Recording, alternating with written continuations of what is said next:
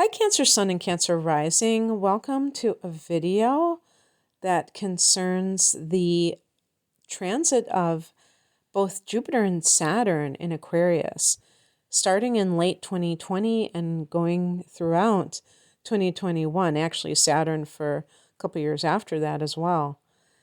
And so for Cancers, this is going to be in the 8th house.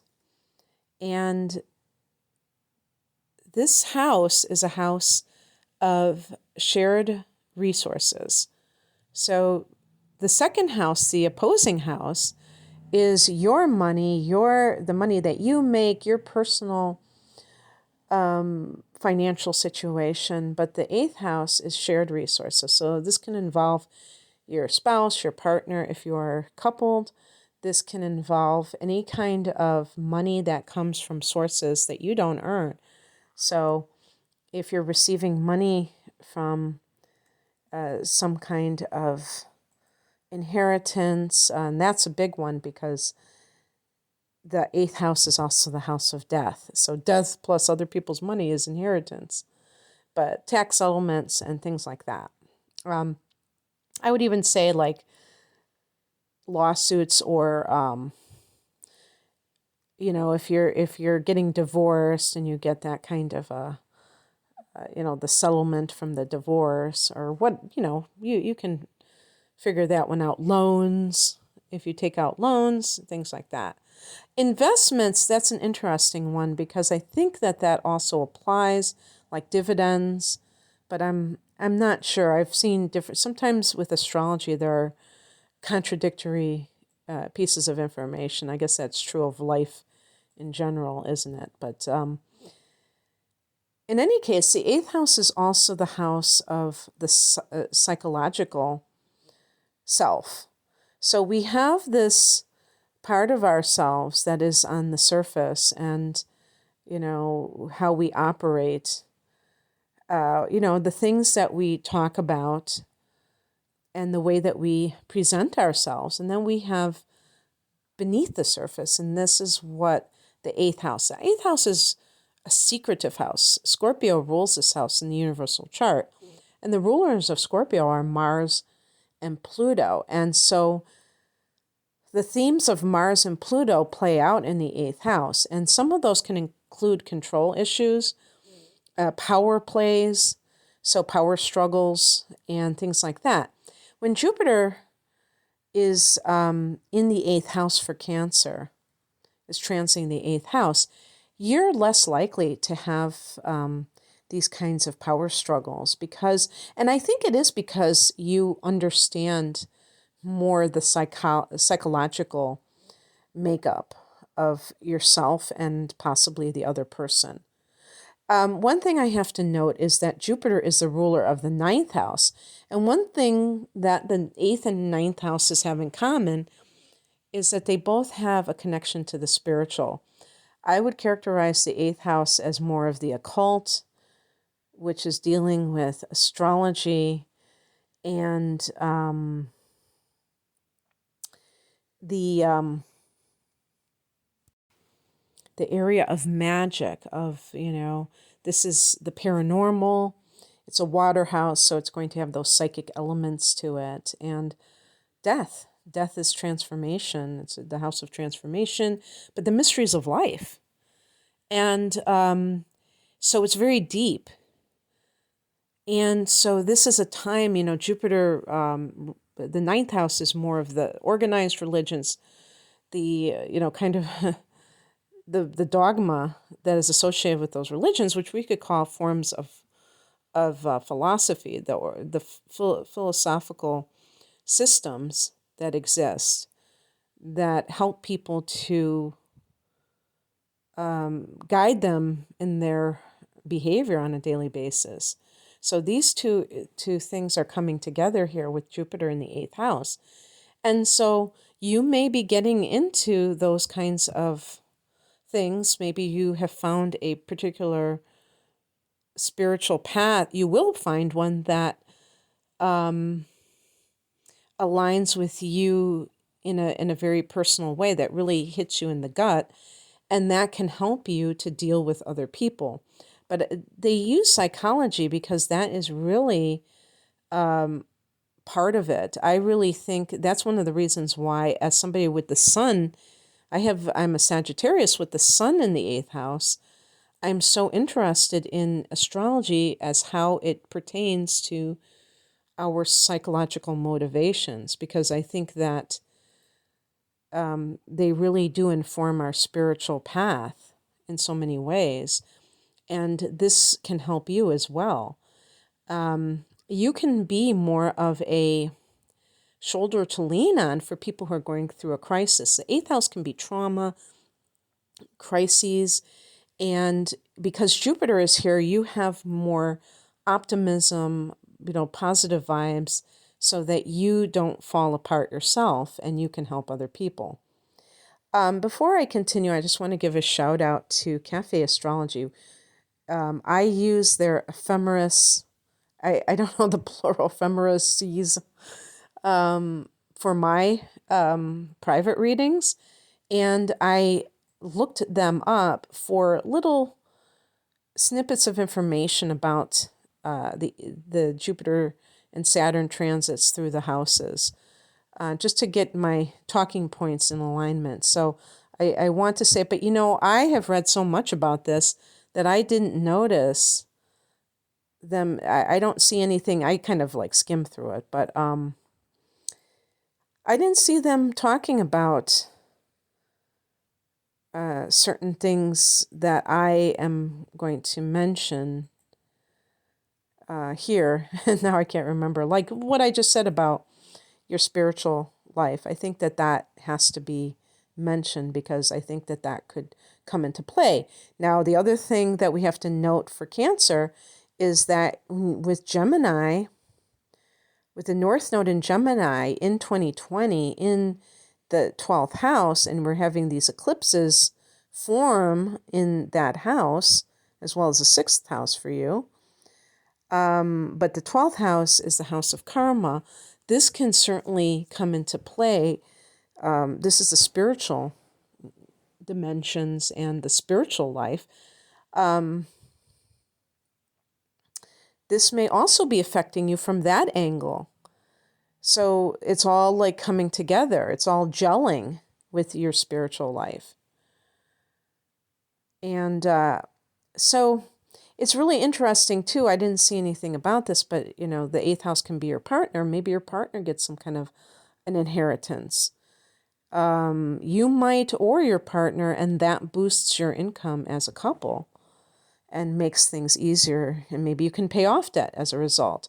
Because when I look at Saturn, one thing I want to say too about Jupiter is that there are more sexual opportunities, but I'm a little bit iffy on that.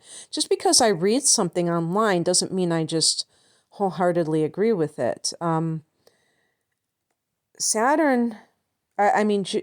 Jupiter can increase opportunities for sure. But for people to look at the eighth house as a sexual house, it's like, oh, you're going to get a lot of action. The eighth house is sex magic. It's the house that if you were going to have a spiritual path, maybe some Cancers will get into tantric yoga or some other kind of sexual practice that is supposed to raise your vibration, because this is the house of Scorpio. And if you talk to a Scorpio about sex, you're not going to get a frivolous conversation. And I have a very good connection with both Cancers and Scorpios when I do my readings. And so I get, a lot of feedback from these signs, and Scorpios write to me and say that they are celibate sometimes for long periods of time when they are single. To make a Scorpio people, or to make eighth house transits into like a sexual machine, some kind of promiscuity, I think is incorrect. I think that what I would say about Jupiter in the eighth house is that it can lead to positive experiences with sex. So, this could even be therapeutic, where somebody's getting sexual therapy perhaps for some kind of past traumas in that of a sexual nature. So, when I'm doing personal readings and people have certain planets in the 8th house, I come to the conclusion that they have had sexual trauma, and I have had people tell me yes, that they have. Or hard angles to Pluto. For instance, from Mars or Saturn. So the point being that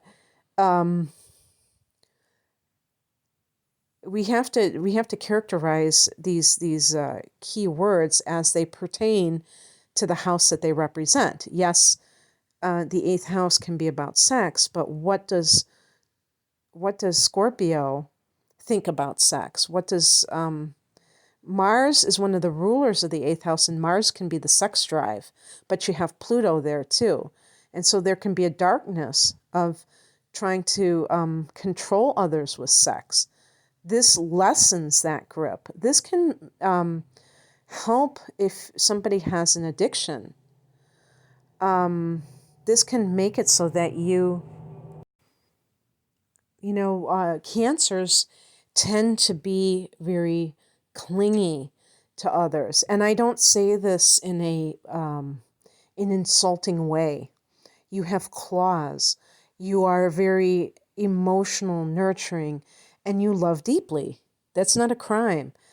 However, sometimes you don't want to let somebody go, and you don't want them to spread their wings. So you could do this with your children. You can do this with your partner and not allow them to have their own nights out or friends or something because you think that their place is in the home, or you think that they need to be with you attached to your hip all the time. And some of this can be emotional insecurity of wanting to feel reassured that you are very important in their life, or, what have you. But regardless of why it's happening, Jupiter in the 8th house can make you much more aware of what you're doing and, giving yourself a break too, because you don't want to beat yourself up for any kind of things that you have a tendency to do. If you look to your childhood, you will see where a lot of these things stem. And I would dare say past lives too, not just childhood. And where these things stem from, and realize that this is normal for somebody to react the way that you react if you come from a certain background, but you still it's still your job to heal yourself. And the 8th house is a house of healing because it is a water house, and that's where healing begins. Healing, people look at healing a lot of times, I think now less so, but healing used to be this physical thing. You're healing the body. Then people realize that we have psyches and we have to heal the mind. Now we're seeing a mind-body connection. And I would say the spiritual is informing the mind. And so it's body, mind, and spirit. And we have to heal on all levels. And so that's why the 8th house can be very good for that. And you may have opportunities to do so and to kind of practice your psychic skills. And that can lead to future beneficial situations and maybe even a career opportunity. Who knows? But let's talk about Saturn. So it's important to note, too, that you've had a lot of oppositions with the 7th house in Capricorn, these planets that are in Capricorn. So Pluto has been in Capricorn for 12 years. Obviously, your individual chart will bear out things differently of when Pluto entered that house of committed partnership. But you may have been going through, at the very least, some very transformative experiences, but they can feel like your world crashing around you as it relates to committed partnership. I know a Cancer person who was the last person I thought would ever leave their partner, and they did. And I have said this in prior videos, but I just want to say it again, that I feel that even though it tore me apart because I really believed in their love, and I still believe that that love is there on some level, but in terms of living with one another, they just couldn't cut it anymore. And this person, it must have taken a lot of guts to do that as a Cancer individual. So I can't fault this person because I know that a Cancer person is not frivolous with love. And this person was married for decades, had grandchildren with this individual, and still left after 40 plus years. So some of you may have had similar experiences. Even if you didn't leave, you still have been going through a lot of changes. And this is something that not every person experiences in their lifetime, to have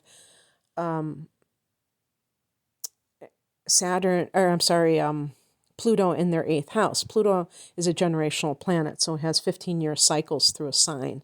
So you can imagine, we don't live to be 200, or what's 15 times 12?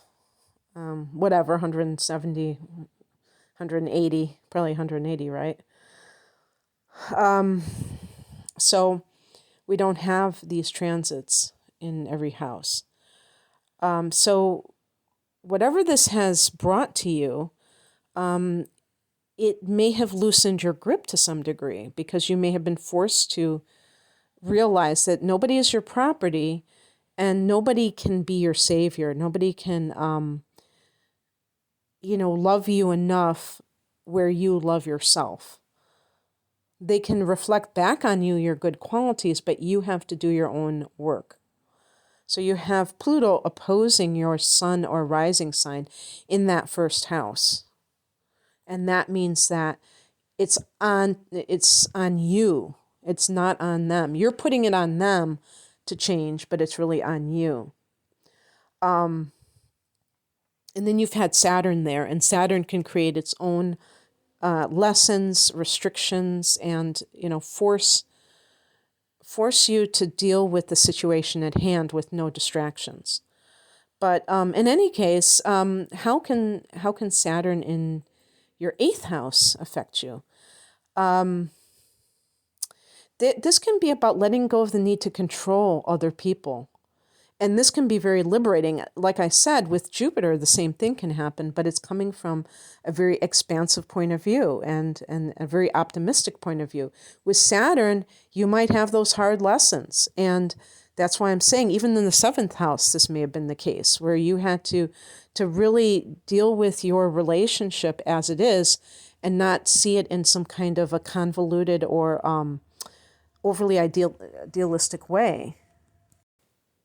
But in the 8th house, there might be this understanding that you need to let go of trying to control others, because things can happen, because this is that sobriety of Saturn, that force your hand, that make you have to let go. You don't have a choice in the matter. But again, with Jupiter, there's that philosophical understanding of it has to be this way. So if you had just had Saturn transing that house without Jupiter, you might chalk it up to kind of like the dark night of the soul. But with Jupiter, you're able to see that, yes, this is impossible to try to control others. And because this is a house of death, even saying, life is temporary. So why am I trying to control another person? They talk about obsessions, and that certainly can be the case of the 8th house. And attachments are a form of obsession, so that makes sense. But addiction is a form of obsession. I think of addiction as a form of OCD, obsessive compulsive disorder, where somebody feels compelled to do something, even when it's hurting them, they still want to do it. And it's like they can't let go of it. They attach some significance or value to something that is very destructive. So this is the house of transformation. So with Saturn, you can really organize your extreme makeover in an incremental way where you're not just trying to do everything overnight. That's why a lot of people fail, because they don't give themselves time to transform. This is about coming to terms with mortality.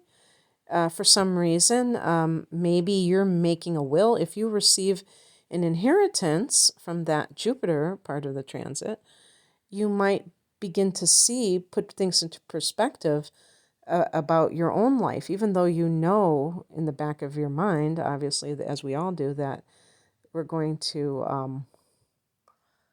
all face the same fate. You might say, yeah, but my soul is eternal. That's the Jupiter part of things. It's funny because I said back of your mind, because when I was reading Cafe Astrology, that was the term that they used. And I remember really paying attention to that, because I was thinking how that is how it works, is that we don't tend to consciously think, oh yeah, I'm going to die, I'm going to die. But then we are always thinking about it in a very subtle sort of way. And for some people, it can even be fear-based and drives them to make certain choices. So with Saturn here, wanting to get very organized maybe about one's finances and thinking about your heirs and things like that, that might make you get a will, especially if you have dealt with some kind of a probate issue and seen, negative consequences of that. That could definitely affect it. But I think with Jupiter, there wouldn't necessarily be those kinds of negative consequences. Here's something that was interesting. I told you about more sexual opportunities, and Saturn can indicate sexual difficulties, and I thought that was kind of funny because it's the exact opposite. And that's because these two planets are such an odd couple, and they have so many, opposing themes, that it's funny that they're in the same house together. How I see this, I was talking about the healing that is possible with with Jupiter in the 8th. What I see is that, first of all, if something is coming up for you, and this could certainly be the case with eclipse, there's an eclipse happening as I record this. It's going to be in the future on November 30th in Gemini, and this is going to be in your 12th house. And the 12th house can be repressed memories. Well, sexual abuse can be a repressed memory. And I also associate sexual abuse with the 8th house, of course, but any kind of trauma that's buried can be repressed memory, part of that 12th house, and that brings up certain things, and then the mind starts being flooded with memories sometimes. This literally happens to people, where even in middle age, they have repressed certain memories, and then some trigger occurs, and perhaps it is something like a dream, which could be the 12th house, and that they remember everything that happened to them. And it's like a flood, and that can lead, sometimes people have to go into therapy for that because they can't handle what has come into their conscious mind, and they piece it together and they realize these things. But that can lead to sexual difficulties if somebody has, realized certain things that happened to them. They can't look at sex in the same way, but there's opportunities for healing with Jupiter in that same house. So, that's just one possibility. Sometimes, it could be, anything. Somebody gets sober if you're sobering up, and the only time when they would have sex is when they were inebriated and they realize they have a lot of hang-ups about it. And of course, that could be the result of sexual abuse as well. Let me tell you something. These two planets in the 8th house for you, Cancer, are going to really put the focus on what's beneath the surface of your life, the deep, the intimate parts of you in general. And how, and you know, if you have a relationship, a marriage, or the equivalent that is still hanging together, maybe by a string, but still together, this can be, I think this can be a wonderful time for your relationship to flourish, because maybe you will start to delve into these deeper issues, and it can lead to understanding your partner better and maybe what they, you know, what they're all about and where they're coming from. Okay, that's what I have for you. I hope that that resonated. Of course, these two things are in the future as I record this. Oh, one thing I want to say is that this is beginning in December of 2020. The two planets align on the winter solstice in the northern hemisphere. The reason I'm focusing on the winter solstice is because I am in the northern hemisphere, but also because the winter solstice is a time when the sun is resurrecting. And to me, that rebirth is especially a potent, symbolic occurrence at this time, at the depth of winter. Of course, where I am in the Midwest, it's the depth of winter is more like January, but I digress. But the bottom line is that when we have these power points, when the sun is going into cardinal signs, we either call it a solstice or an equinox, if it's in the spring or fall, these are times of change, because not only we talk about the change of seasons, if you happen to live in a place where there are 4 distinct seasons, that is especially noticeable, but also in the cardinal modality, we're talking about making things happen. That's why Cancer, I just did Capricorn, your opposite sign, and that's another cardinal sign, and you tend to take action. So that's how it works with the astrology for all of us. And this solstice is a power period in and of itself. And then you have this alignment of these two planets in Aquarius. You talk about the dawn of the age of Aquarius. Come on now. So that's especially exciting. And then for you to have it in the 8th house is really amazing too. So I hope that you can appreciate that when it comes along. And if you would like a look at 2021, where both of these transits are occurring, but also other transits, some very personal, some very more short-lived, but some also outer planets and long